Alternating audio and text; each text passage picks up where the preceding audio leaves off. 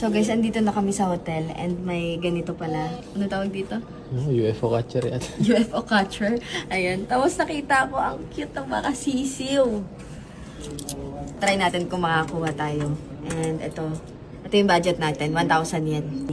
Ang cute ng sisiw. Ibig sabihin, pwede itong maramihan. Please! Pang 200 yen na.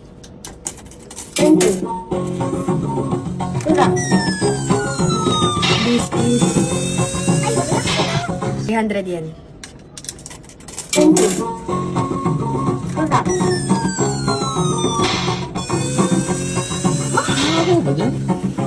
400 yen.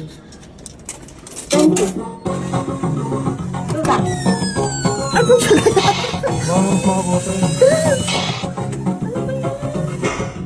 Try nga, isa lang.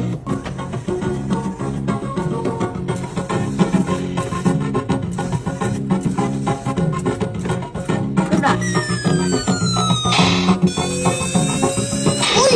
Uy! Shams!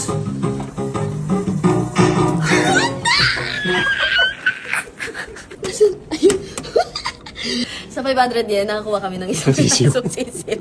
Sobrang cute, di ba?